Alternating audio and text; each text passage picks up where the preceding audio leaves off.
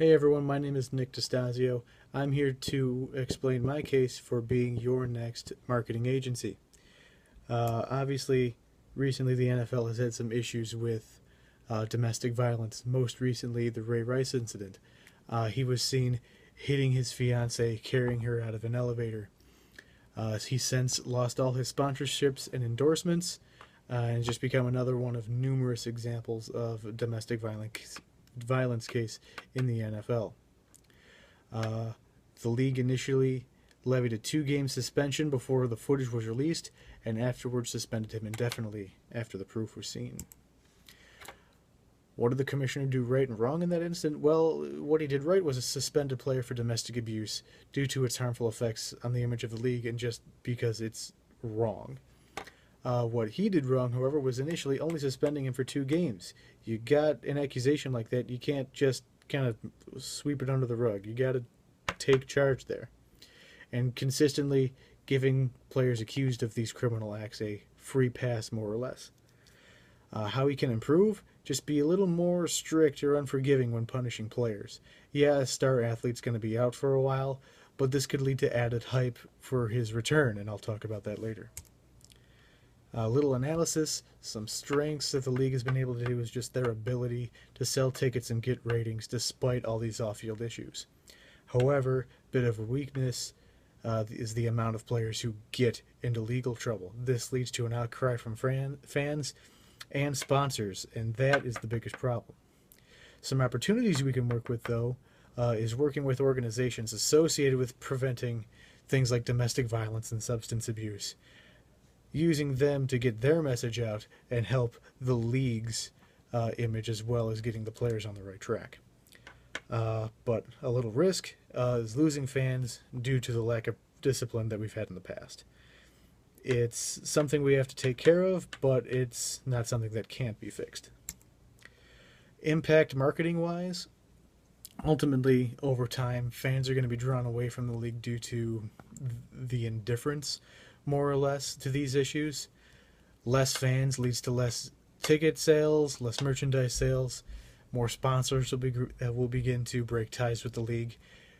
Long story short, the less money the league brings in, the more it'll begin to struggle. So our plan is to partner with organizations who work against the league's biggest issues. Organizations like the National Coalition Against Domestic Violence, Mothers Against Drunk Driving, and local groups from various NFL cities. From there, we're going to hype up players' return. Get big marketing campaigns on CBS, ESPN, energize these matchups, and we'll more than likely see increased ratings just for these players' returns.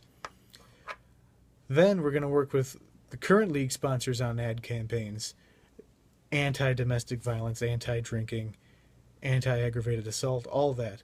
So the biggest brands, Anheuser-Busch, Gatorade, GM, those are going to be the biggest brands to get the most attention out of the fans and let them know that the league is trying to turn things around. How it's going to work?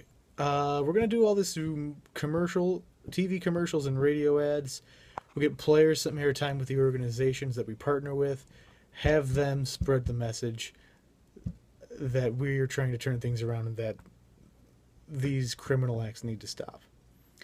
From there, players and coaches can do some volunteer work with these organizations, get out in the community, just spread the message, let people know. We can put ads on the walls of the football fields, have pamphlets available at every NFL stadium, information, things like that. Let people know that we're kind of fixing our act, that there's information that if they want, they can take it, and that measures are being taken to make this world a better place.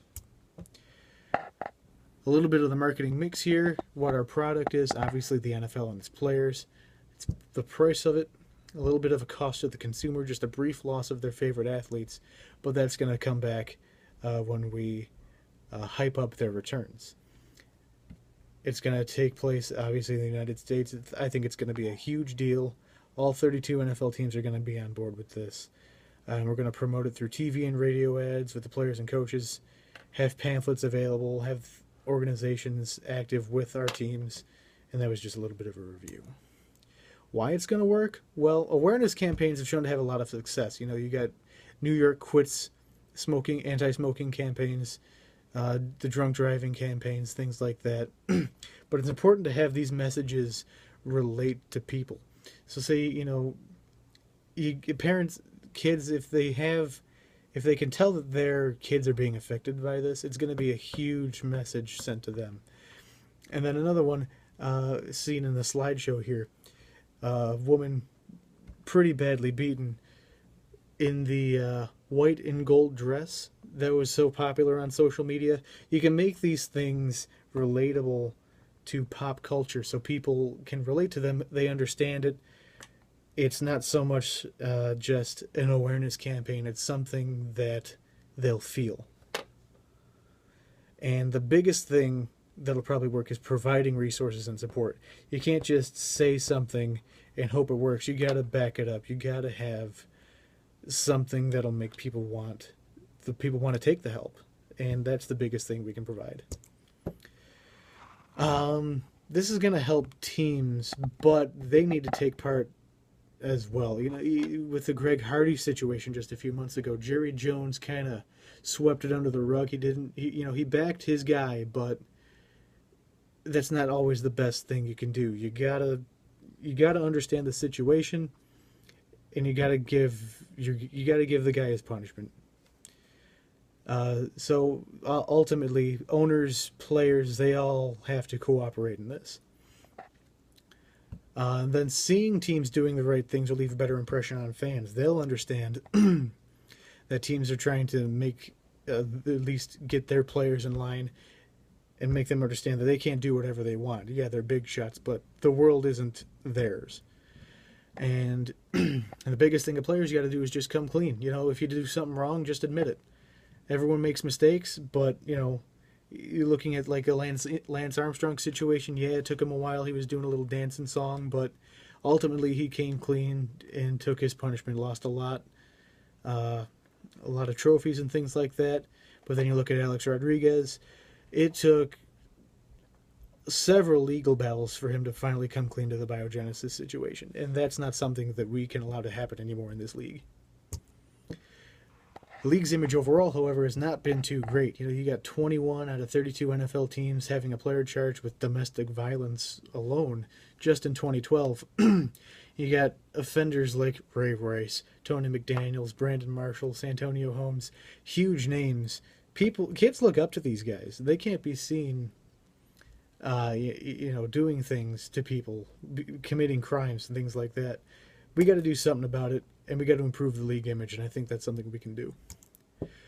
Looking forward, I think we're going to have an improved public opinion on this league. There's going to be a big opportunity for financial gain through our return hype process, and the most important thing that we can do, we're just trying to do the right things for your fans, players, and the football community, and I think that's something we can all really look forward to. That's all I've got. Thank you for your time.